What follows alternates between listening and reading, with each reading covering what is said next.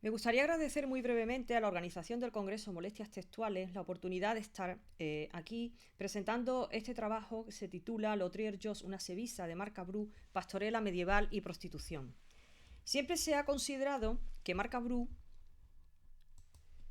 es el apodo del que probablemente fuera un juglar del primer cuarto del siglo XII, aunque sus recientes editores Gone, Harvey y Patterson cuestionan su pertenencia a esta categoría, ya que consideran aventurado afirmar que fuera solo un poeta profesional. Se ha dudado también de su baja condición social y de su procedencia gascona.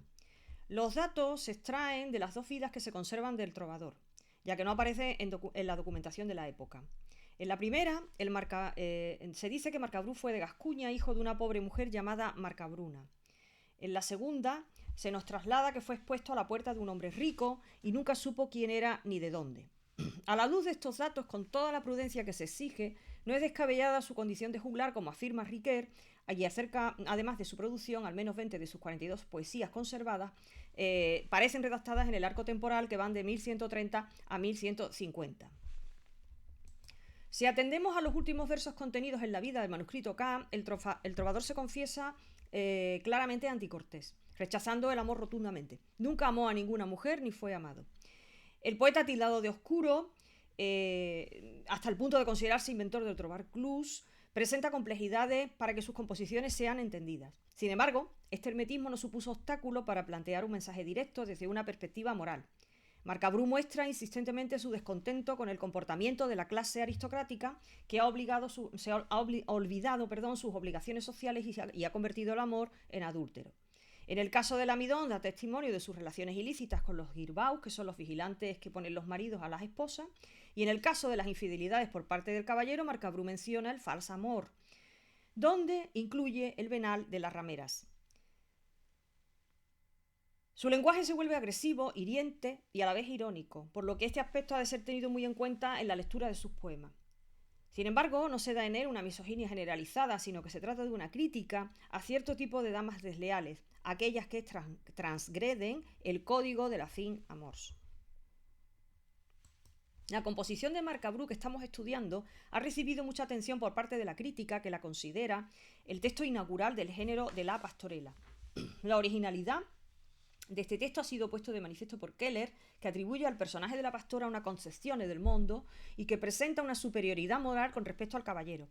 La pastora se nos presenta como personaje sabio, con un dominio lingüístico inusual, inimaginable para su estamento, y ante el acoso deliberado y maquillado del caballero, que la aborda mediante la elocuencia y que enmascara sus pretensiones únicamente sexuales, la pastora no solo se enfrenta a él de modo directo, demostrando un nivel superior de razonamiento, sino que acaba por dejarlo en ridículo.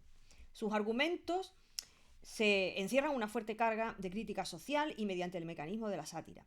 Pero este mismo orden natural permite la acción del caballero engreído y arrogante que cree poder engañar con seductoras palabras a un ser que considera, sin lugar a dudas, inferior. De este modo, y esto es importante, la pastora se convierte en la portavoz del propio Marcabrú. Resulta hilarante el discurso evidenciado del caballero con esta filla de Vilaina, que afirma estar alegreta y sana. El intento de intimidación se lleva a cabo por la insinuación de que la toza podría estar en peligro, apacentando sola en una tierra solitaria. La pastora le acusa de ser jactancioso y tras el tenso diálogo que se desarrolla a lo largo de la composición mediante el empleo de la técnica retórica de la réplica y el contraargumento, la pastora hace uso del registro popular que envuelve a la composición, con la expresión vada, fors vada. Espera en vano, necio, espera en vano. La respuesta de la pastora es firme. No quiero, a cambio de un mezquino peaje, mudar mi doncellez por el nombre de puta. Putana. Este último verso trae a colación el complejo tema de la prostitución y su presencia en la pastorela cortés. El término putana no es muy frecuente en el corpus, donde aparece sobre todo en sirventeses y en tensoes. Pero Marcabrú es el trovador que más emplea el vocablo. Destaco sobre todo su composición Soudadier per quies jovens, que incluye las expresiones falsas putas ardens, puta y putana, constituyendo una auténtica sátira contra las prostitutas.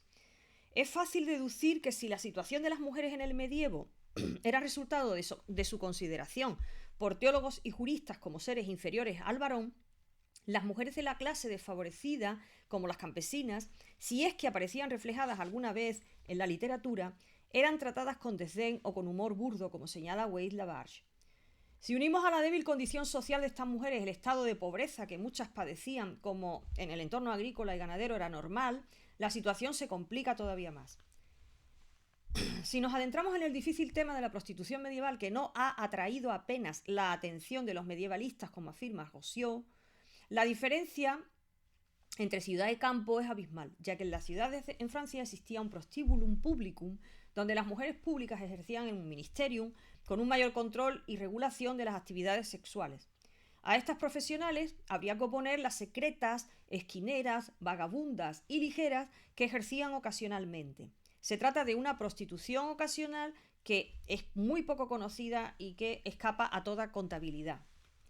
Conociendo las medidas que contra las meretrices se establecen para todo el sur de Francia desde finales del siglo XII, no es difícil entrever su exclusión social en el límite de la marginalidad.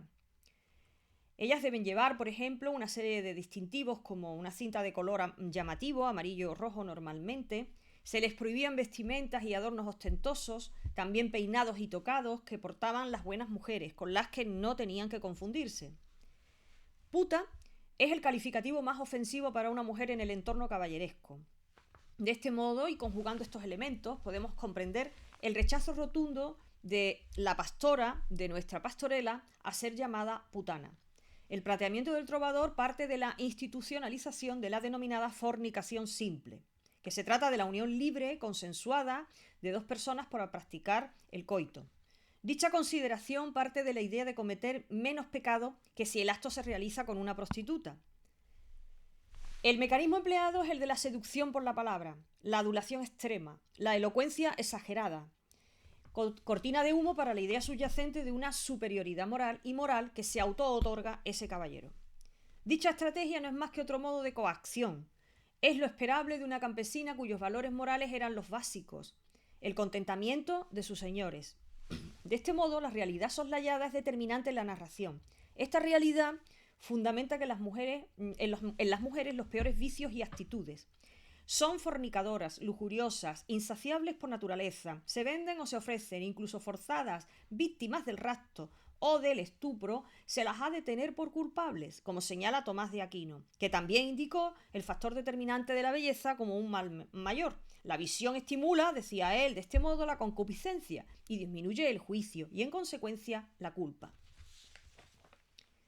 En el ámbito jurídico, los castigos impuestos al varón por violar, forzar, se dice en la documentación, eran nimios, mientras que la mujer quedaba deshonrada ante la familia y con la pérdida total de expectativas para el mercado matrimonial. Por esta razón, la pastora de Marcabrú insiste en su doncellez, ya que conoce el valor de la virginidad. La actitud del deshonroso caballero de la pastorela de Marcabrú es el de la caza de la presa femenina, una especie de juego que parte de la idea de la debilidad de las mujeres que ceden con mayor o menor aceptación a sus deseos lujuriosos. Es por ello que el código elegido es el satírico, por el que el trovador condena desde ese personaje inferior que representa a la pastora los valores sociales a los que se enfrenta. Esto nos reafirma en que es Marcabrú quien habla por boca de la pastora, y ello quizá pueda deberse al origen humilde y es sin duda argumento a favor de esta hipótesis.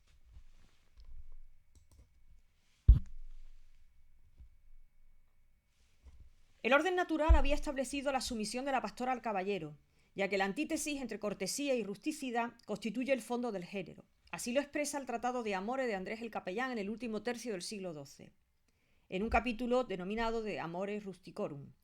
Los campesinos, dice, ejecutan las obras de Venus como el caballo y la mula, como les enseña el instinto natural.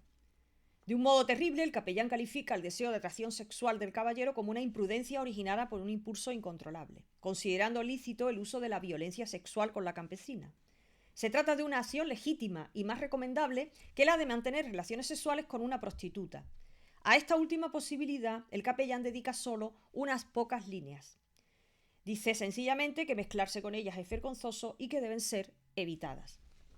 Como conclusión, resulta paradójico que del retrato que lleva a cabo Farall de la pastora como un ser sin escrúpulos, con un corazón simple y tosco, de ingenua complacencia, de simplicidad, con extrema lujuria, no coincida en ningún aspecto con la pastora de Marcabrú, defensora de la verdadera cortesía y primera de una larga saga donde se dan múltiples variables. Desde una lectura histórico-sociológica, el trovador se permite diseñar a una pastora que reúne cualidades excepcionales, no dejándose engañar. Su pastora es reflejo de un mundo en el que, si bien impera la desigualdad, también es posible una cierta justicia poética. Pongo finalmente la transcripción de la melodía por Pierre Aubry, ya que, como dice Riquet, es una pastorela llena de gracia y humor, subrayado por la melodía. Muchas gracias.